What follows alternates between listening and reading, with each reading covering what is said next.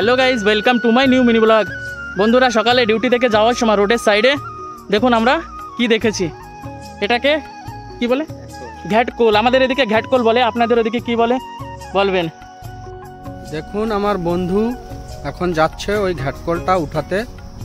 কি সুন্দর দেখুন। দেখুন দেখুন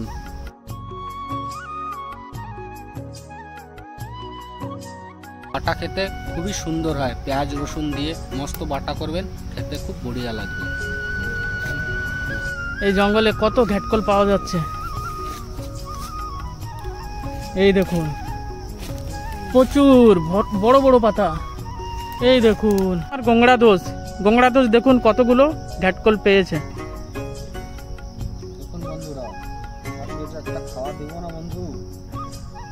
কতগুলো পেয়েছো? আরে বাপরে, পুরো দারুন। ওখান থেকে আমি আদা নিব। আর আমার দেখুন বন্ধুরা, বেশি পাইনি আমি, দুটো চারটে। আমি যেখানে যাই আমার এই গংড়া দোষ এসে পয়লা এসে উঠাই নিয়ে নেয়। এই যে গংড়া দোষ। দেখুন আমার বন্ধু আসছে, কোথার থেকে খুঁজে খুঁজে একটাও ঘ্যাটকোল পাইনি।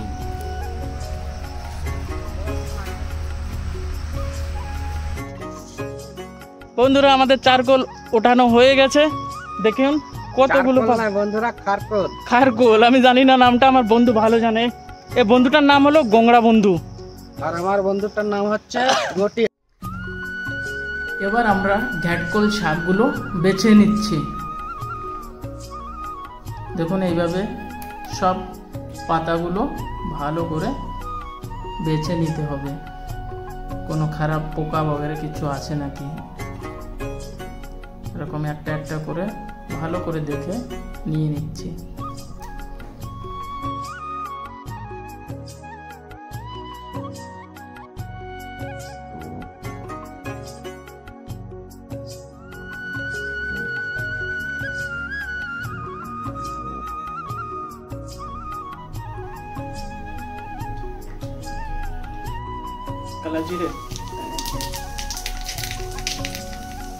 কালা জিরে আর কি কি দিবা?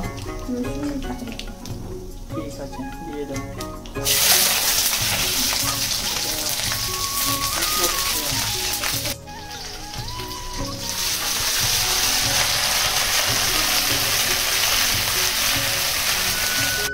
হলুদ আর নুন দিয়ে ভালো করে ফ্রাই করে নেব।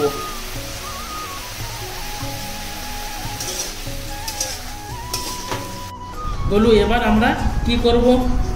মিক্সি করে নাও। মিক্সি করে নিতে হবে।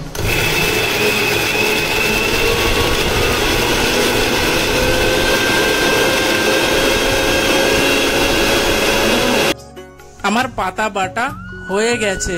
দেখুন কত সুন্দর পাতাটা বাটা হয়েছে। শিল নোড়াতে বাটা করলে খেতে সুন্দর হয়, কিন্তু আমাদের কাছে শিল নোড়া নাই এখানে, তার জন্য মিক্সিতে পাতাটা ফিসাই করে নিলাম। আর 2 পিস মাছ ভাজা করে নেব, তার জন্য হলুদ আর নুন লাগিয়ে নিয়েছি।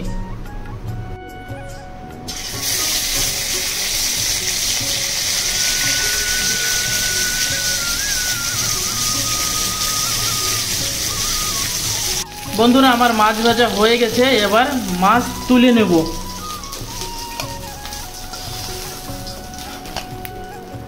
দেখুন কত সুন্দর ভাজা হয়েছে। 3-4টে শুকনো লঙ্কাও ফ্রাই করে নিচ্ছি। পাতা বাটা হয়ে গেছে, এবার আমি খেয়ে দেখি কেমন লাগে।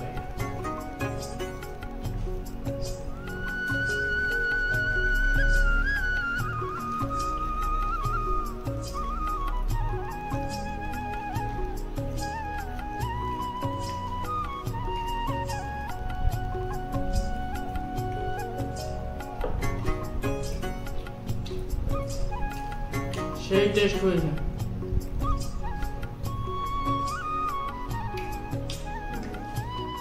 মাছ ভাজাটাও মজা আসছে।